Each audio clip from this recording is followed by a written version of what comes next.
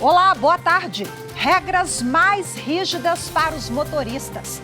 O Código de Trânsito Brasileiro completa no próximo domingo 25 anos. Ao longo dos anos, a legislação foi atualizada para trazer mais segurança para quem está ao volante, passageiros e pedestres. No Jornal da Justiça de hoje, nós vamos falar sobre os avanços e os gargalos do Código de Trânsito Nacional. Esse é um dos destaques do dia. Vamos aos demais. Atos antidemocráticos. Com autorização da Justiça, a Polícia Federal faz 2 operações para identificar pessoas que participaram dos atos de vandalismo em Brasília. A Advocacia Geral da União pede para a Justiça aumentar para 18,5 milhões de reais o bloqueio de bens de supostos financiadores. E ainda, Superior Tribunal de Justiça decide que titular de cartório não tem de pagar salário educação.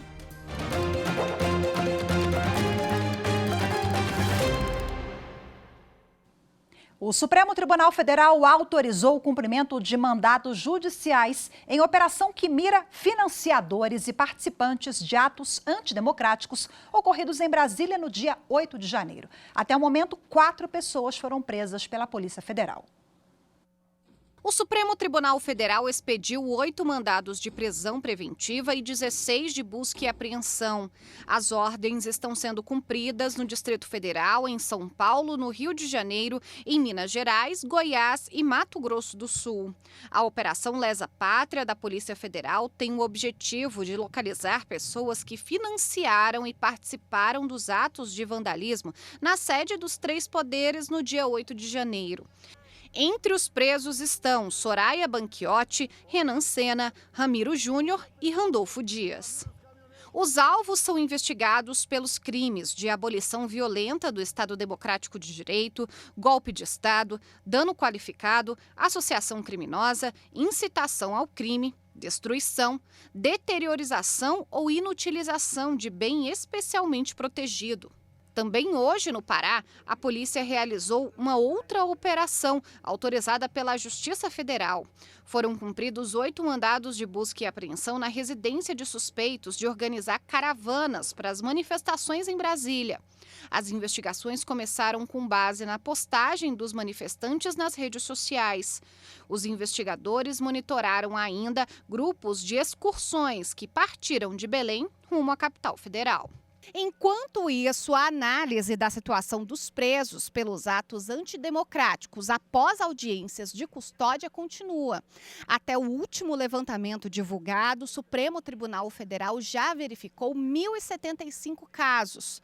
Do total, 740 pessoas tiveram a prisão em flagrante convertida em preventiva e 335 foram colocadas em liberdade provisória, respeitando medidas cautelares. Desde as prisões nos dias 8 e 9 de janeiro, foram realizadas 1.459 audiências de custódia, sob a coordenação da Corregedoria do Conselho Nacional de Justiça. Todos os casos serão analisados pelo STF, que está responsável por decidir quem continua preso e quem eventualmente pode responder em liberdade.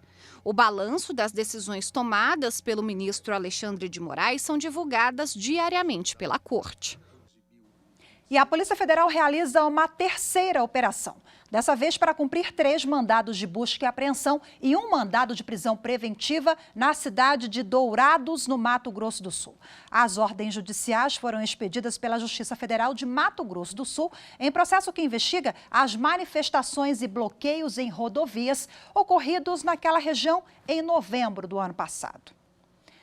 À época, pessoas utilizando máscaras e veículo sem placas formavam a barreira na rodovia e incendiaram um veículo. Uma pessoa foi presa. Na ação de hoje, essa ação ela tem por objetivo o aprofundamento das investigações, em especial a identificação dos demais envolvidos, inclusive organizadores e financiadores do ato ilícito.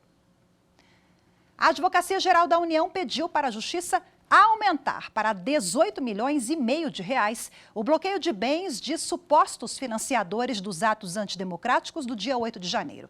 O novo pedido leva em conta a estimativa de prejuízos provocados nos prédios do Palácio do Planalto e do Supremo Tribunal Federal. O pedido da Advocacia Geral da União considerou relatórios da Subchefia para Assuntos Jurídicos da Presidência da República, que estimou os danos ao patrimônio público no Palácio do Planalto em 7,9 milhões de reais. Já no Supremo Tribunal Federal, o cálculo dos prejuízos ficou em 5,9 milhões. Segundo a AGU, ainda foi considerado pouco mais de 1 milhão para reparar os prejuízos causados na Câmara dos Deputados, sem levar em consideração o valor da restauração das obras de arte danificadas. Ainda no pedido à Justiça, a Advocacia Geral da União solicitou a exclusão da lista do bloqueio de bens de uma das empresas de transporte. A defesa da empresa forneceu à Agência Nacional de Transportes Terrestres a nota fiscal com o nome da pessoa que contratou o ônibus para levar os vândalos a Brasília. Com base no documento, a AGU pediu a troca do nome da empresa pelo da pessoa que efetivamente contratou o transporte. Na semana passada, a Justiça Federal do Distrito Federal já havia bloqueado 6 milhões e meio de reais em bens de 52 pessoas e 7 empresas suspeitas de financiarem os atos antidemocráticos. Segundo o juiz federal que determinou o bloqueio de bens, os valores retidos são absolutamente plausíveis porque os envolvidos podem ter sido responsáveis pelos danos ao patrimônio público e o bloqueio é necessário para a responsabilização civil em caso de condenação. A segunda turma do Tribunal Regional Federal da Primeira Região determinou a prorrogação do afastamento de uma servidora pública para a conclusão de um curso de pós-doutorado no exterior. A servidora da Universidade Federal de Rondônia teve reconhecido pela Justiça o direito de prorrogar por 6 meses o período de afastamento já concedido pela instituição para cursar pós-doutorado no exterior. A universidade havia negado o pedido por entender que ela só teria direito a uma prorrogação de 3 meses. Mas, para o relator do caso, o desembargador federal João Luiz de Souza, apesar de uma resolução do Conselho Acadêmico da Universidade prever esse limite, o Estatuto dos Servidores Públicos só estabelece que o afastamento não pode exceder 4 anos. Veja a seguir, Código de Trânsito Brasileiro completa 25 anos no próximo domingo. Em instantes, vamos falar sobre as atualizações que deixaram as regras mais rígidas. Voltamos já.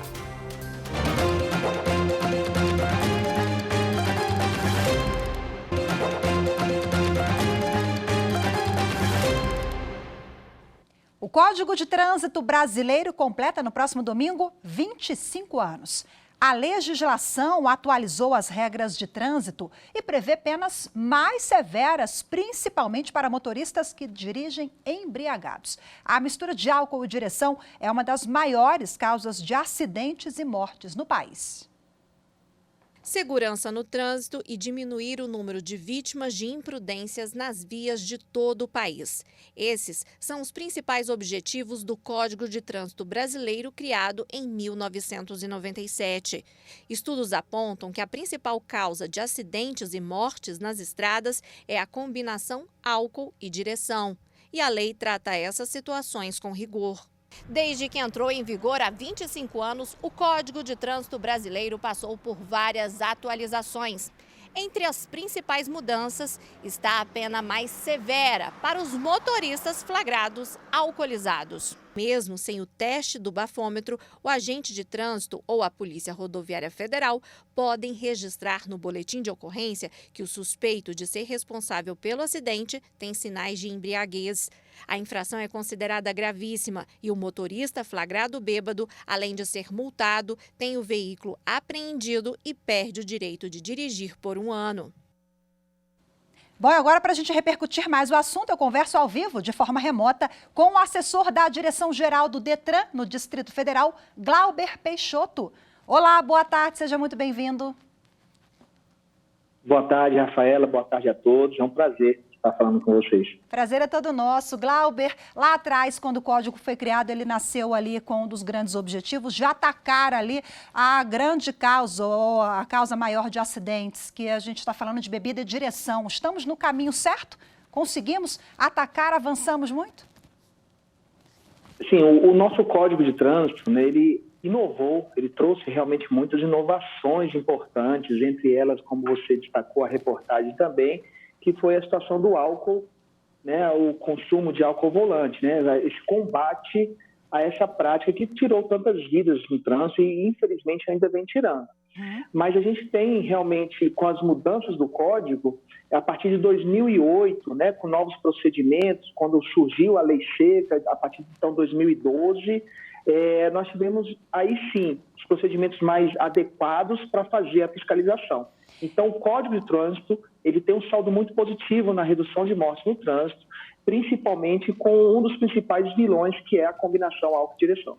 Eu comecei falando da bebida e direção, né, que é algo que a gente vem observando que os motoristas estão mais conscientes, ou porque a multa dói no bolso, ou porque a gente já conseguiu alcançar essa conscientização de fato, mas realmente nós temos inúmeros avanços ao longo dessa trajetória, várias leis também que estão a cada...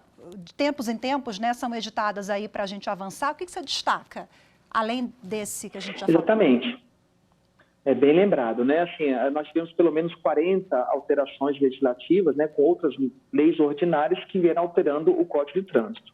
É sempre no sentido de modernizar, afinal de contas, o trânsito ele é muito dinâmico, né, são muitas mudanças. Mas a gente pode destacar o respeito ao pedestre, né, o cuidado com o pedestre de uma maneira geral, né, o cuidado com o meio ambiente também foi uma inovação importante do Código de Trânsito, o novo sistema de penalidades também, antigamente no Código anterior era com base no salário mínimo, hoje não, nós temos as infrações leve, média, grave, gravíssima, além, né, das agravadas, aquelas que multiplicam por 10, por 20, tudo isso no sentido de trazer mais segurança. Quando a infração ela é mais pesada, a ideia é de que o risco, a segurança das pessoas, dos usuários em geral, é maior. Então, isso tudo foi uma nova sistemática que veio para somar e para evitar acidentes de trânsito. Bom, precisamos de novas atualizações também na avaliação do senhor e quais? Assim, é importante sempre destacar que o Código de Trânsito ainda não está totalmente sendo cumprido, né? Infelizmente, nós ainda temos muitas situações de desrespeito a pedestres. O exemplo da faixa de pedestre. A faixa de pedestre, aqui no Distrito Federal, ela é cumprida, ela é respeitada, mas infelizmente a gente não vê isso em todo o território brasileiro. Então, alguns pontos ainda precisam avançar, né? Nós temos a mudança na tecnologia, principalmente com relação a alguns veículos, e às vezes a questão da velocidade precisa ter ainda procedimentos mais rápidos de apuração de infrações graves, aquelas velocidades mais elevadas. São vários aspectos aí envolvendo a segurança viária que precisam, primeiro, fazer com que o código seja totalmente cumprido e, além disso, alguns avanços, principalmente com relação às novas tecnologias que estão chegando no mercado. Pois é, lembrei agora da arma, entre aspas, né, que nós temos hoje nas mãos do motorista. Eu me refiro ao telefone celular. Tivemos uma alteração agora recente, né, que prevê uma punição mais rigorosa, mas os motoristas ainda insistem, né? É verdade, foi muito bem lembrado, Rafaela. Nós temos a situação, o código ele foi evoluindo à medida que os aparelhos foram evoluindo, né? Quando a gente fala de tecnologia, a gente lembra disso. Antigamente, o problema maior era de quem usava o telefone no ouvido, né? Com uma das mãos, conduzindo o veículo com uma das mãos. Hoje não, o problema maior é com quem está teclando, lendo ali alguma mensagem, tirando os olhos da pista, né? Que precisa estar ali com toda a sua atenção. Então, essas mudanças foram justamente para tornar a norma mais severa. Afinal de contas, a pessoa que passa alguns segundos sem olhar a via, ela pode passar 50, 100 metros sem observar um pedestre, um ciclista, alguns obstáculos na via, uma mudança de faixa. Então, o uso do celular ao volante acompanhou a legislação, ela acompanhou essas mudanças e hoje a lei ela é uma infração gravíssima, coisa que antigamente era infração média, né? Isso comprova muito bem essa evolução na legislação de trânsito, a partir do Código de Trânsito e as alterações que vieram desde então. Glauber, para a gente finalizar aqui um minutinho, a gente fala também de reflexão e evolução. Temos que colocar todos os atores envolvidos nesse processo para a gente avançar, né? Então, eu queria que você falasse um pouquinho da participação e da importância da conscientização do pedestre, do cidadão, da sociedade como um todo, ao lado dos órgãos competentes, claro. É muito bem lembrado, né? Os órgãos, eles têm o dever de garantir a segurança de todos os usuários, seja através da engenharia, da educação para o trânsito e também da fiscalização. Mas é muito importante trazer a importância que cada um tem em promover a segurança viária, seja o pedestre, o ciclista, o condutor de um veículo de grande porte. É importante destacar, inclusive, que a segunda década de segurança viária, que começou em 2021, agora 2030, ela prevê justamente isso, que a organização, que a sociedade civil possa colaborar, né? Cada um com o seu trabalho possa, no dia a dia no trânsito, possa colaborar para um trânsito seguro. Perfeito, Glauber Peixoto, muito obrigada pela sua participação, viu? Bom trabalho para você e até a próxima. Você também. Um abraço, Obrigada. Abraço a todos. Tchau, tchau. E ainda falando sobre trânsito, em Mato Grosso, o Serviço de Atendimento Imediato do Poder Judiciário do Estado atua para garantir a paz no trânsito. O chamado SAI, entre aspas, resolve conflitos em casos de acidentes de trânsito sem vítimas. Se envolveu em um acidente de trânsito sem vítima? Calma, basta ligar para o Serviço de Atendimento Imediato do Poder Judiciário de Mato Grosso, o SAI. O conflito é resolvido de forma rápida e segura entre as partes. Ali prevalece a vontade das partes, então são elas que têm o poder de negociar, a gente só auxilia indicando as melhores posições e soluções para poder a gente entrar num denominador comum, né? Os atendimentos são feitos em Cuiabá e Várzea Grande e são gratuitos. A equipe acionada vai até o local do acidente nessas vans equipadas. Os acordos realizados são homologados pelo juiz e garantem a paz no trânsito.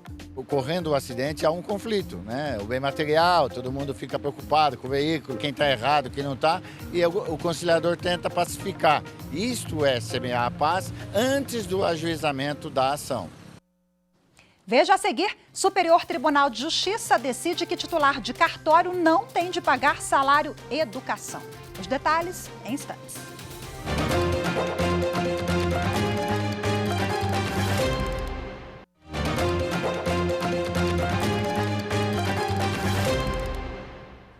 O Superior Tribunal de Justiça decidiu que titular de cartório não tem de pagar salário educação. As pessoas físicas titulares de serviços notariais e de registro não são consideradas como responsáveis por atividade empresarial e, portanto, não podem ser enquadradas na definição de sujeito passivo da contribuição para o salário educação.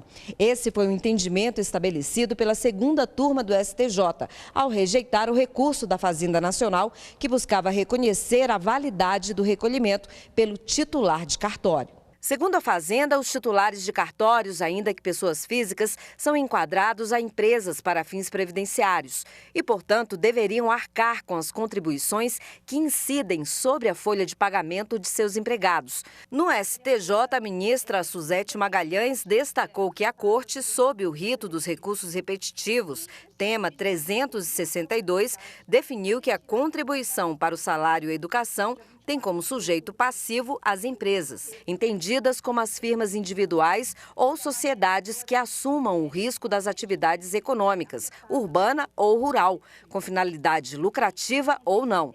Ao negar o recurso da Fazenda, a Suzete Magalhães citou ainda decisões no sentido de que os tabelionatos são caracterizados como serventias judiciais, que desenvolvem atividade estatal típica, não se enquadrando, portanto, no conceito de empresa. Uma empresa de segurança de Guarulhos, em São Paulo, terá que pagar multa por ter apresentado à Justiça Trabalhista recibos de pagamento não reconhecidos pelo banco. A instituição financeira não constatou o recebimento do dinheiro referente a um depósito recursal. Para a 7ª turma do Tribunal Superior do Trabalho, a empresa agiu de má fé. O Tribunal Regional do Trabalho da 2ª Região em São Paulo confirmou decisão de primeiro grau que havia condenado a empresa a pagar verbas rescisórias e horas extras a um vigilante. A empregadora, inconformada com a sentença, recorreu ao Tribunal Superior do Trabalho. A defesa do trabalhador, no entanto, apresentou um novo fato à corte. Os advogados alegaram aos ministros da 7ª turma que a ré apresentou os comprovantes de pagamento no processo, mas o dinheiro não foi localizado, nem pelo banco, nem pelo judiciário.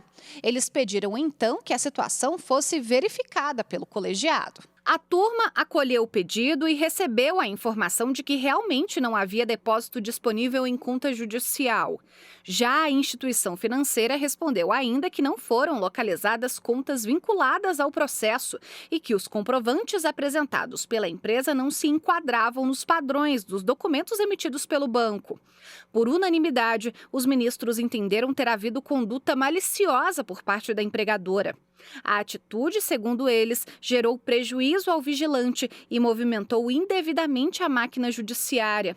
Além de determinar que a empresa pague indenização de 30%, multa de 1% do valor corrigido da causa, honorários advocatícios e ressarcimento das despesas, o colegiado também determinou a expedição de ofícios ao Conselho Federal da Ordem dos Advogados do Brasil e ao Ministério Público Federal para a apuração do caso. A empresa apresentou embargos de declaração. O Fundo de Garantia por Tempo de Serviço, FGTS, é um benefício criado para proteger o trabalhador em momentos de necessidade. Ele pode ser sacado após a demissão para comprar um imóvel ou em outras situações permitidas por lei. Mas o que acontece com o dinheiro quando o trabalhador morre? Confira agora a resposta na reportagem de Cristina Mara. Todo trabalhador que está no mercado de trabalho e é contratado de acordo com a CLT, Consolidação das Leis do Trabalho, tem direito ao FGTS, o Fundo de Garantia por Tempo de Serviço. Quem contrata é obrigado por lei a depositar todo mês uma porcentagem do salário bruto do trabalhador. Em vida, o trabalhador tem direito ao saque do FGTS para compra ou pagamentos das parcelas do financiamento da casa própria e até para tratamento de doenças graves. Muitas pessoas desconhecem o direito a resíduos de FGTS ou previdenciário deixados por parentes próximos que morreram e não deixaram nem dependentes e nem herdeiros. Só este ano, a Justiça em Minas já emitiu quase 1.000 alvarás judiciais referentes a este tipo de pagamento. Não sei disso não, hein? Mas eu estou precisando saber que eu também tenho que resolver os problemas aí, que tá ficando para trás e tá o meu dinheiro lá, hein? Nossa, não sabia não. Dinheiro que podia vir a calhar. Quando há um beneficiário direto do trabalhador falecido, ele pode solicitar os saques do FGTS e do PIS nas agências da Caixa Econômica Federal ou até por aplicativo do banco. Já o saque do FGTS de dependentes menores de 18 anos só pode ser feito nas agências da Caixa. Outros sucessores, irmãos, tios ou primos até 4º grau, devem ser indicados por um alvará judicial. O juiz Antônio Leite de Pádua, responsável pelas 2ª e 4ª varas de sucessões e ausências do Tribunal de Justiça, diz quem tem direito aos resíduos de FGTS e até previdenciário do trabalhador falecido. Os herdeiros, em primeiro lugar, sim, né? Seria, segundo a lei, né, do Código Civil, seriam os sucessores que têm uma certa ordem, né? Primeiramente, os descendentes, né? Juntamente, às vezes, com o cônjuge sobrevivente. Se não tiver os descendentes, a gente pula aí para os ascendentes e por aí vai seguindo. Se não tendo esse, vai para os colaterais, né, até o 4º grau, né, o 2º grau são os irmãos, depois vem os tios, os sobrinhos e até os primos. O juiz esclareceu também que nos casos dos alvarás judiciais solicitados para a liberação de valores do FGTS de trabalhadores falecidos, o processo leva em média de 3 a 4 meses, dependendo de cada caso.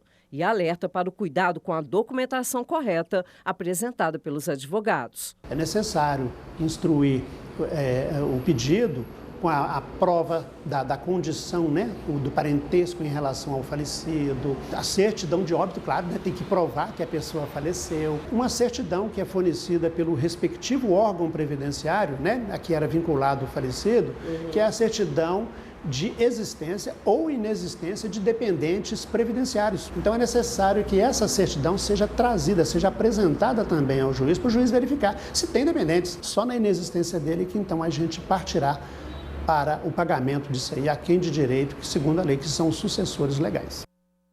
O Jornal da Justiça de hoje fica por aqui. Muito obrigada pela sua companhia, uma ótima tarde. Eu volto amanhã na edição especial de sábado. Até lá, tchau.